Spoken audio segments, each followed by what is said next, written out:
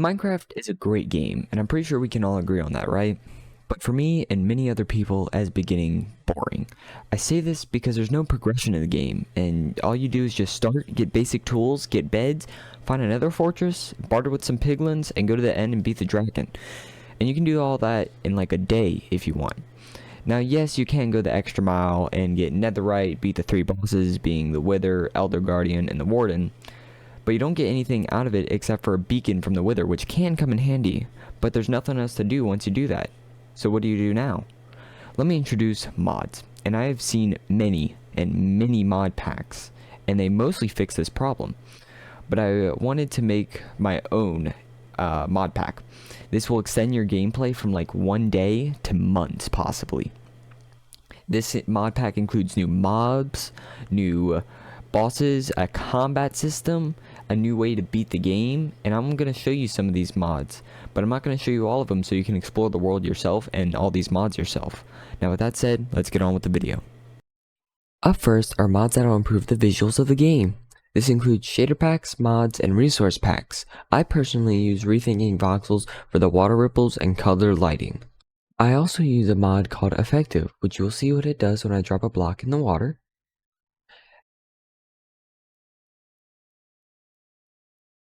It creates a splash in the water and water droplets that come from the splash as well. But it also depends on how high and heavy the block is. So whenever I fly up and drop this block, you'll see when it hits the water, the splash is bigger. So the texture packs I use for my world will be shown right now. And it includes these 4. Slightly improved font, stay true, and fresh animations. Now as you can see, the grass looks a little bit different. This is because I use a mod called LambdaBetterGrass. This basically uses the Optified fancy grass and applies it to fabric with sodium and iris. You can also see the default texture grass looks a little bit different. This is the Stay True pack. This pack basically changes the default grass of the game to look a little bit better, as you can see with the wood and the leaves. Now we can see fresh animations working with fabric. This works because of 2 mods, the entity model features and entity texture features, which is the only way to get fresh animations to work with fabric. I also have the physics mod. This adds nice little particles when you break blocks, fall from a high place, and even dust particles behind you when you run. And this uses Physics Mod Pro, which is now free, but you won't be able to use all the features if you use the shader pack I use. Now the last texture pack isn't very noticeable, but it is nice. It makes all the text go from 16x to 32x. Up next are mods that will improve the combat system. This includes a new way to fight, new fighting animations, new weapons, and offhanded weapons, but not just bows and shields as you can see in this clip. You can see I'm fighting with 2 different weapons and dealing with different effects. Now I'll just let you watch some gameplay.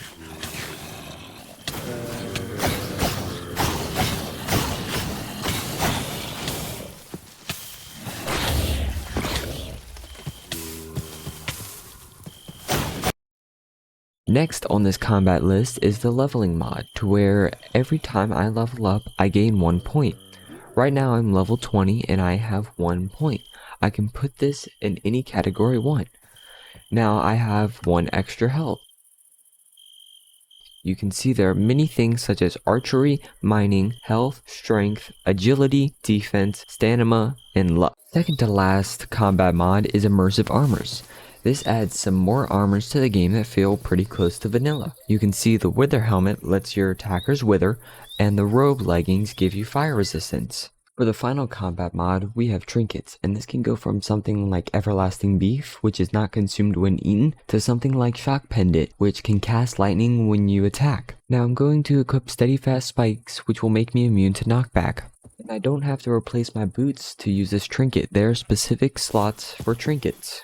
Now I don't take knockback from this ogre, and it is because of the trinkets. I'm able to walk around without being pushed back, and I can proceed to push the ogre back. Now let's move on to some quality of life features. This can include something like sleeping bags and hammocks, and in multiple colors if you want.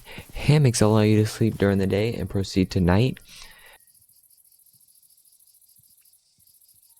Now it is night, and sleeping bags allow you to sleep through the night, like a bed, but it doesn't set your spawn point there.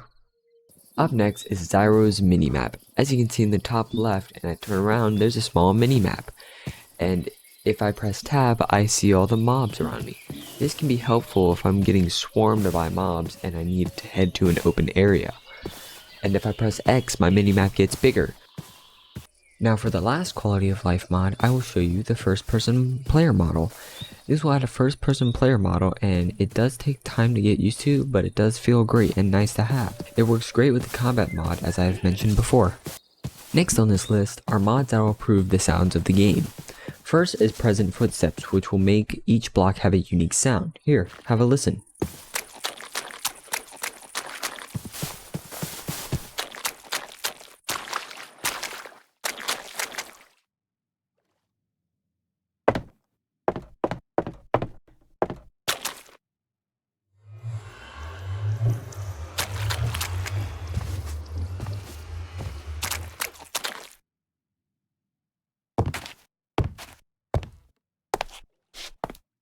Next is Ambient Sounds. This will add nice sounds to your game like birds chirping. Why don't you listen?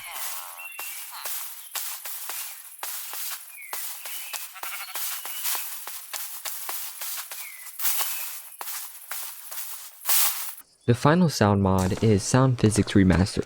This will add reverb to all caves and big closed areas, as well as make the game much scarier. Here's what it sounds like.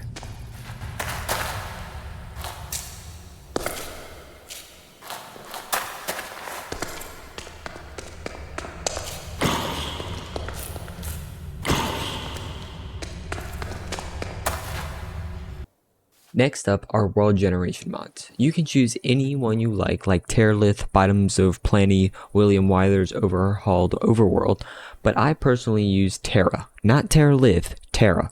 I find this one to be the best world generation. I forgot to mention, but glow squids have a use now. They will make your screen glow and make you look at them. You can pull away, but the longer you look, the harder it is to look away. As I said before, Tarra doesn't have better structures like Terralith, so I have a mod, Pounds and Towers, which will basically add that feature. You can see this is a revamped jungle village. Up next, we will be improving the Nether generation. I will be combining two mods. One is Amplified Nether, which will double the height of the Nether, and Better Nether, which will add mobs and biomes to the Nether. And Better Nether takes very good advantage of the double height of the Nether. After improving the Nether, let's improve the end. First, I will have Better End, which will overhaul the end and add more biomes. Additionally to this, I will add Nullscape, which will make the end not so flat and be more interesting terrain. Now the best part about this mod is the colors, and the Shaderpack I use really helps with this. As you can see, these plants are emitting blue light, which really looks good, but it's only possible with this shader. Now we are really nearing the end of this video. We only have two more sections of this mod pack to go through. One being gameplay, not like combat, but gameplay features, and some multiplayer features as well. Now we are on the gameplay features. As you can see, each portal block has a different eye, and this is because you can't just use the same eye for each one now. You have to explore your world and find different ones. And this will make your game's progression take way longer and be more interesting. Next, you can see the enchantment table looks a bit different. This is because of a mod called Easy Enchanting. This allows me to reroll my enchants, and when I do enchant, I am able to keep my lapis. Next up, we have a simple mod called Advancement Plaques, which just tells us when we get an advancement. And for our second to last mod, we have Better Third Person, which basically allows you to move any direction without having the camera face the back of your head. And for our final one, we have Fabric Seasons, and you guessed it, it adds seasons to the game. We can see spring, which is what it is now, summer, fall, and winter.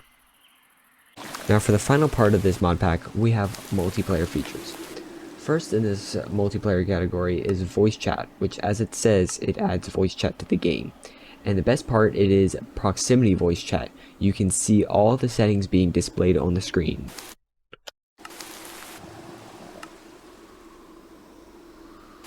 Now for our very last mod in this mod pack is the Essentials mod. This allows you to host worlds with your friends across the globe, but not a server. You are able to take screenshots in the game as well, have custom cosmetics like this scythe I have, though they do cost money and sometimes it can be quite a lot. Well, that is all I have for y'all today. This is a neat little mod pack I have, and I will show some gameplay in my next video of me playing this. I'm gonna maybe start a hardcore, but I'm not the best at Minecraft, so it might not be a hardcore world. But with that said, see y'all in the next video.